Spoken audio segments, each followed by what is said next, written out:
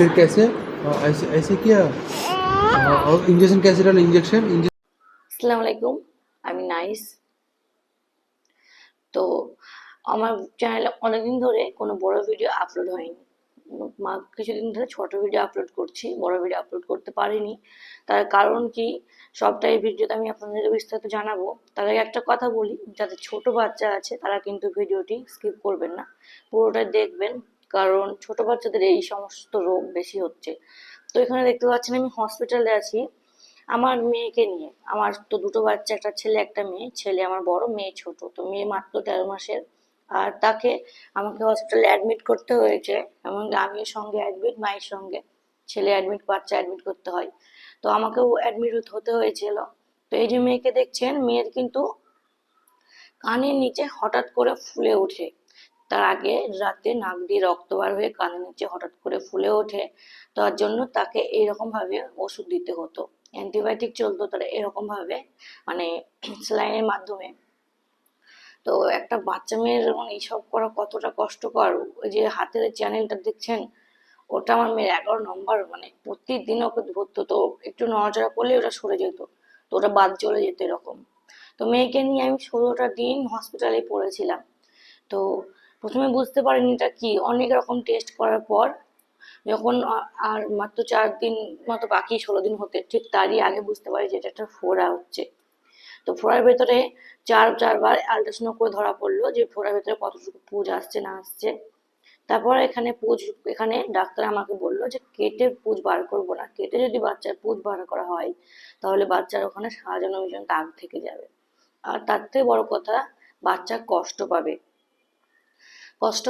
সেলাই থাকবে সেখানে, ঘা হবে, ব্যথা করবে। তার থেকে ভালো, টাইম লাগবে কিন্তু সিরিঞ্জ ভরে ভরে আমরা বাচ্চার পুঁজ বার করবো। তোমার ঠিক আছে তাহলে। তো যখন মেয়েকে এরকম নর্মাল রেখেই তাকে নিয়ে গেছি আমরা 5-6 জন ধরে, কি বলবো, ওই সিরিঞ্জ ভরে ওখানে তার পুঁজ বার করা হতো। আর উপর থেকে মানে এমনিতে তো কত টেস্ট, টেস্টের তো কোনো শেষ নেই। কারণ মেয়ের হয়েছিল প্রচুর রক্ত ইনফেকশন বেড়ে গেছিল ওই কারণে। তো আমরা তো প্রথমে অন্য কিছু পুরো ঘাবড়ে গেছি, ডাক্তাররা তো ঘাবড়ে গেছিল যে হঠাৎ করে কি এটা। টিবি টেস্ট করানো হলো, টিবি নেগেটিভ। তারপর বাকি টিউমার, আমি তো মা হ্যাঁ বাকি বলতে পারছি না, অনেক রকম রোগ, যেগুলো মারাত্মক মারাত্মক রোগ, সব রোগের বাচ্চার টেস্ট করানো হয়। এই ছোট একটা মেয়ে এত কষ্ট পেয়েছে, কি বলবো। তার সঙ্গে আমার ছেলেটারও কষ্ট হয়েছে, কারণ বাড়িতে তার পাপা কি রান্না করে দেবে। সে বাইরে খাবার খাওয়াতো, রাত্রেবেলা এসে পাপা রুটি তরকারি করে খাওয়াতো। দিনের বেলায় রান্না করতে পারতো না, তার অফিস ছিল। এবং কি আমার কাছে যেত, বাচ্চা দেখতো, তারও কান্নাকাটি। তা বাড়ির সবার এবং সবার যেই শুনেছে সেই আমার মেয়ের জন্য দোয়া করে, সকলের দোয়াতে আলহামদুলিল্লাহ আজকে কিন্তু আমার মেয়ে ভালো আছে। তার জন্যই আমি আপনাদের সামনে আসতে পারলাম। ভেবেছিলাম হয়তো শেয়ার করব না, তারপরে ভাবলাম না, যখন আপনারাও আমার ফ্যামিলি মেম্বার্স, তখন আপনাদের সঙ্গেও শেয়ার করা উচিত। শুধু যে ভালো সুখের ভিডিও শেয়ার করব, এটাও তো আমার, মানে একটা সুখ দুঃখ নিয়ে সব কিছু, তো তাই জন্যই শেয়ার করা। তো আপনারা যারা যারা আমার ভিডিও দেখছেন, সকলে আমার মেয়ের জন্য দোয়া করবেন।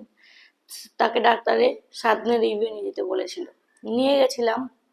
আলহামদুলিল্লাহ ডাক্তারে বলেছেন এটা অন্য কিছু না, এটা ফোড়াই মনে হচ্ছে এখনো। ডাক্তারের এখনো কনফিউশন আছে, তাই ডাক্তার বলেছে যে এখনো 1 মাস দেখো, তারপরেও যদি মানে একটু ভেতরে গাঢ় হয়ে আছে, না কমে, তখন তাকে নিয়ে আসবে। তো 1 মাস এখন আবার চেক আপে রাখতে বলেছে। আলহামদুলিল্লাহ আস্তে আস্তে আমরাও ফলো করছি, একটু একটু করে কমছে। আপনারা সবাই যারা যারা আমার ভিডিও দেখছেন, আমি যেন দোয়া করবেন যেন এটা ফোড়ার মাধ্যম হয়ে ঠিক হয়ে যায়। এটুকু একটা বাচ্চা অনেক কষ্ট সহ্য করেছে। তার হাতে স্যালাইন চালিয়ে চালিয়ে হাতের অবস্থাটা দেখুন কেমন, মানে ঘা হয়ে গেছে। শুধু একটা না, এই যে ফুটো ফুটো দেখতে পাচ্ছেন, এরকম 11টা ফুটো তার শুধু। আর যারা হয়তো সিজার করেছেন তারা জানেন অ্যালার্জি ইঞ্জেকশন দিলে কেমন ব্যথা করে, চামড়ার উপরে কেমন জ্বালা করে। আমার মেয়েকে তিনটে করা হয়েছে, ওষুধ পর্যবেক্ষণ করার জন্য, তারপর ওষুধ চালানো। তো কি বলবো, আর মেয়ে তো টেস্টের কোনো শেষ ছিল না। আমার মেয়ে সবাইকে দেখে ভয় পেতো, এমনকি তার পাপাকে দেখেও ভয় পেত, শুধু আমার কাছে থাকতো।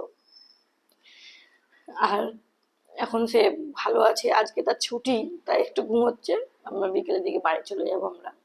তো তার ছুটি ছিল, সেদিনের এটা ভিডিও আমি একটু একটু ভিডিও মানে করাতে ইচ্ছা ছিল না, ওই মেয়ে খেলছে এগুলো একটু ভিডিও করতাম।